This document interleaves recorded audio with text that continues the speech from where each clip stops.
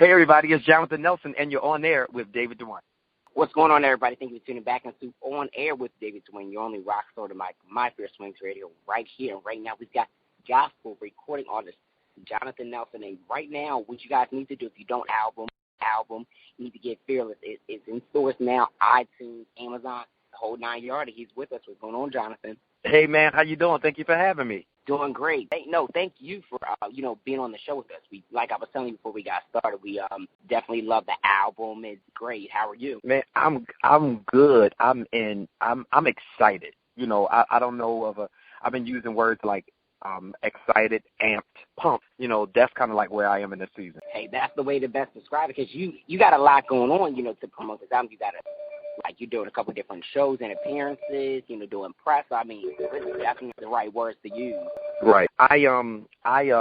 It's a lot going on, in this promotional season. I am traveling literally all, the state, traveling, even across seas to really inspire people, to encourage people, just to let them know to be fearless. Like, whatever, it is that you are going after in life, be fearless. Like, if it's working out, be fearless in that. If it's school, if it's education, be fearless, have strong faith, take the risk, jump out there, if it's going to be worshiping God, like, don't be holding back in worship. Like, get out there, do it, and do it with great strength and great fervor. No, absolutely. And that's what I try to tell people, you be fearless and, definitely worship God. And I feel like with this project, you definitely brought that electrifying feeling of being fearless and still being able to worship God. And I like the fact that you recorded the album live, and I can actually tell you, like, really recorded live in Florida, because it has, like, it's something about when you record music in certain places, you can hear that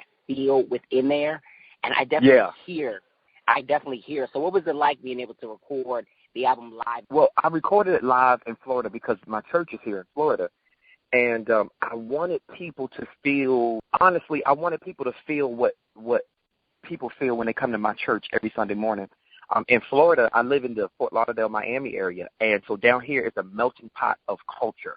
It's a definitely strong Spanish culture, but it also is a Caribbean culture, and then you just have some regular old Americans here. And so I wanted it to feel like all of that, the melting pot of what it feels like at my church. Like, the one song is I Believe, which is an island-driven song. You can't sit there to that song and your feet not stop moving. You might end up dancing a little bit. I wanted to record it in Florida because I wanted to capture kind of the essence of what this place feels like, what my church feels like. We have all different ages, cultures, demographics as it relates to nationalities, and I wanted to capture that feeling on CD, and I believe that's what we accomplished. Definitely, and I'm glad that you mentioned I Believe, the Island Melody, because I love that song. When I heard that, I was like, wait a minute. Yeah. Wait a minute. I was like, this is incredible. Tell me about the inspiration with that record. That song in particular, the truth of the matter is, I wrote that song, and I don't even know if her family member knows. I went to, there was a young lady that was in my choir and at the church, and she recently passed with cancer, because of cancer.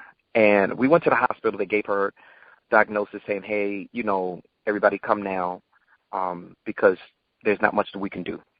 So I went to the hospital and visited her. Long story short, visit her and her family, and I'm getting to the hospital. I'm trying to figure out what could I say to encourage her. This woman is saying, I don't believe the reports of the doctors. I'm believing the report of the Lord. I'm believing God for a miracle. I don't care how I transition. I'm believing God for a miracle. And until she transitioned, she fought all the way. They didn't know how long it was going to. She stayed with us for about maybe 2 more months, but the entire time she kept saying, I believe God for a miracle. And so the first part of the song, it really was inspired because of my experience with her. I kept saying, you are the God of miracles. You are the God of wonders. And then So Long Bye-Bye, I had written that maybe 2 years ago. And I said, okay, these two things will kind of be the right combination because I'm believing God for a miracle, and I'm saying so long bye-bye to whatever has been causing me not to feel my miracle. And then let's just wrap it into this Caribbean-infused beat so people could really say it and believe it as they're singing. No, listen, that's amazing, and I like that. And since you mentioned the fact of, you write it and stuff like that, when it comes to, I've asked a lot of different gospel artists and any artist that I interview, like, where they find the inspiration to write. But for you and for your music, because the way you do your music is different from how other artists do it. So where do you find your inspiration the most? My father's a preacher, so I listen to the preacher preach in church. It could come from life's experiences. I told you I just experienced the young lady who eventually transitioned. So just watching that, hearing her story, and God will give me an idea. I was with Kim Burrell at a service this past weekend, and someone said something. She said, "Oh, give me my phone. I got to write that down. God just gave me a song." And she literally just started writing down lyrics to the song. So at any kind of moment, life's experiences, sitting at service, I could be watching a movie. It just something could just leap in my heart, and I feel like I need to write about it. And then I'm also inspired because other people have inspired me, people like Donald Lawrence and Kirk Franklin and Israel Houghton and Kirk Carr, Richard Smallwood, Andre Crouch, all of those, you listen to their music over the years. In some way, shape, or form, they inspire you to be your best self, your best writer, to also think about how you can encourage people or empower people to sing the lyrics that you're giving.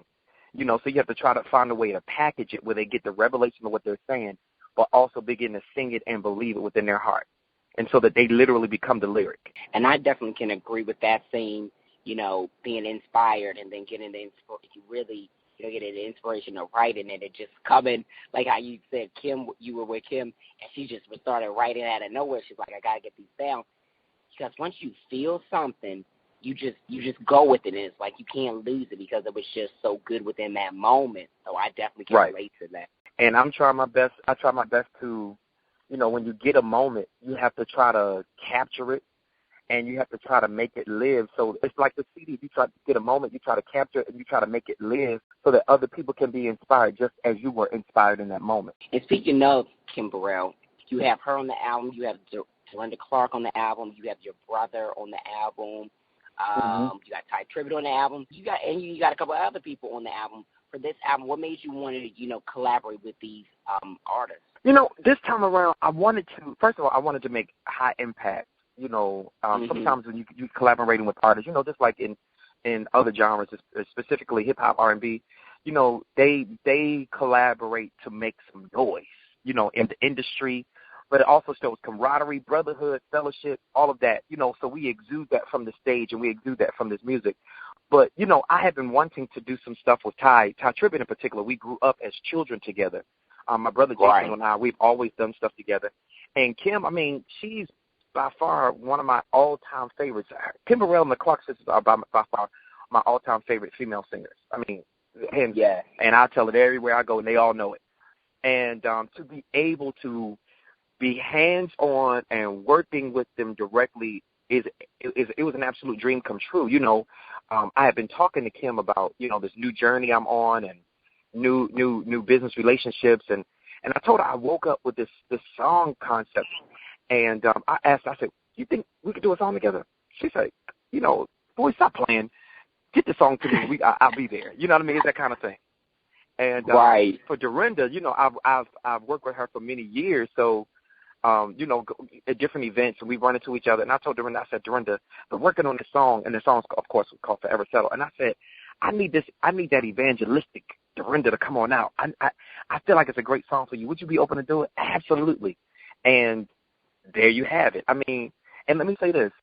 It was not just a joy and a privilege to work with them.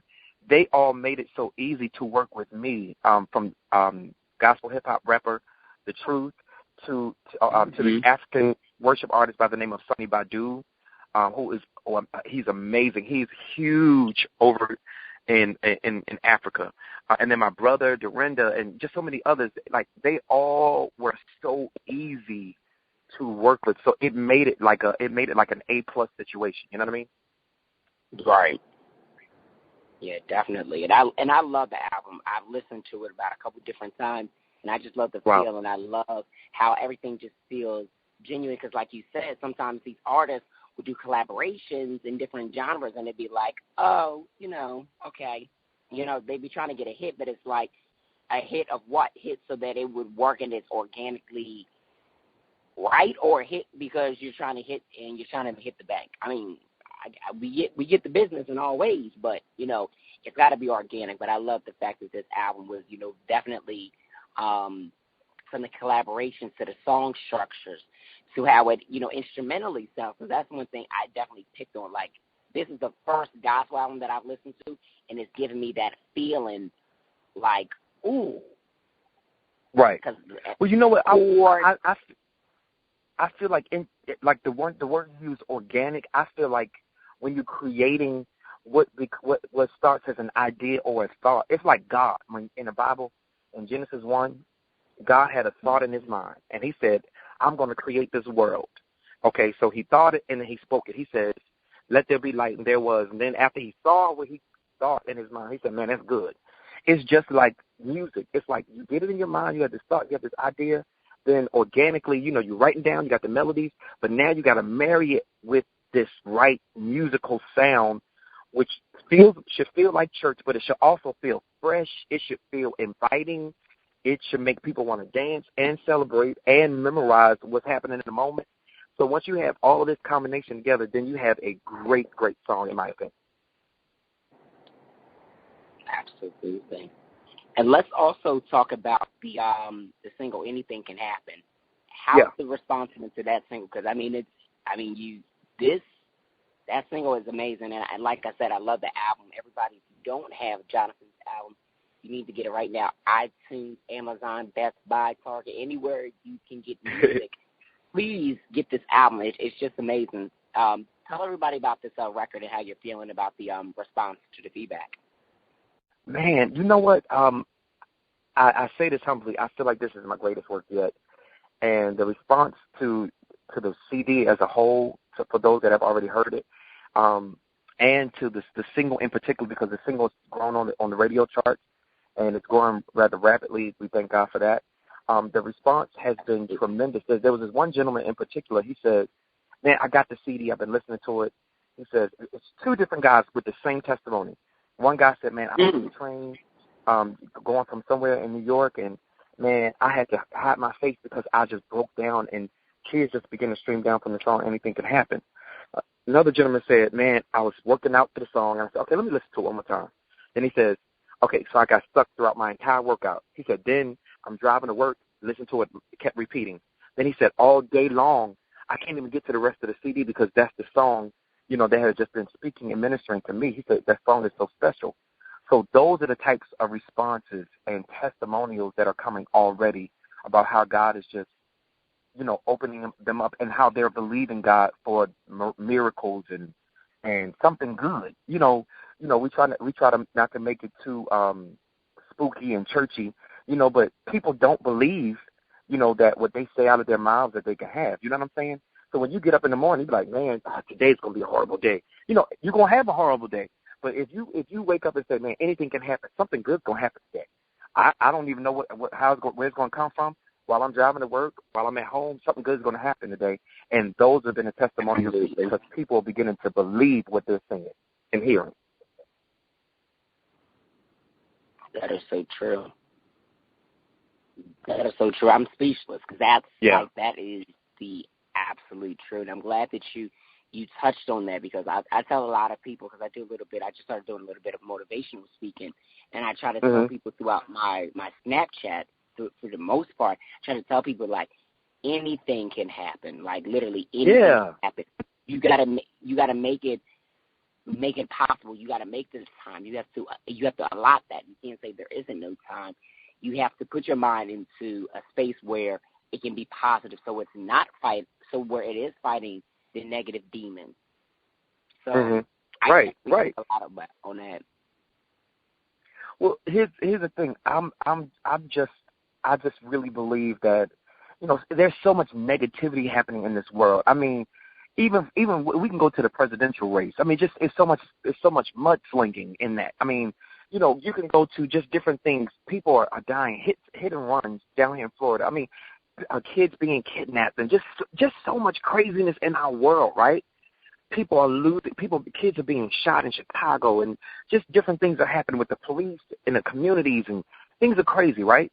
But as I'm a conduit that is a catalyst for change as it relates to what I speak out of my mouth and what I can speak into an atmosphere. I can speak to my community. I can speak to people, and they can look at a negative situation and say, you know what, I can still pull something positive out of this by saying anything can happen, by saying I'm going to be fearless, and using this music as a tool to inspire, to encourage, and to bring change. Absolutely. That is the absolute truth. So now, Jonathan, with this album, you have a show coming up. You're doing an album release show in Baltimore, correct? I am, yes. March 18th is going to be absolutely bananas. The CD drops in stores and on iTunes completely for the world on March 18th. And this same day, I'm from Baltimore, so I'm going back home. I'm bringing my entire team there, and we're having an amazing release. My brother Jason is going to be there. Travis Green is going to be there. Dorinda Clark Cole is going to be there. I'll be there. God is going to be there. And we're going to inspire and encourage and empower. Man, it's going to be amazing. And, they can they can look me up on my Instagram and whatnot to get the information from Eventbrite. It's going to be amazing. You've got to be there. Absolutely. Man, we want to try to make it there because we definitely want to help celebrate this, this great project release that, like I said, everybody, you have to get it. You got to get the album. Yes. Fearless, Jonathan Nelson. You guys got to get the Yes, project. Sir. And, Jonathan, real quick, before we have you go, tell everybody where they can catch you, like, as far as, like, all your social media and, like, your website and everything. Sure. My website is jonathannelson.us, www.jonathannelson.us, which is being updated. It'll be fully operational by the end of the week.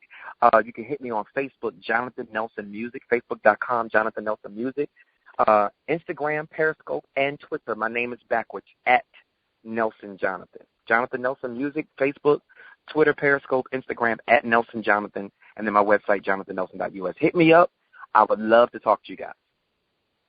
Absolutely. And then are you going to be going on tour for the rest of the year to promote the album? That's one of the fan questions we had for you.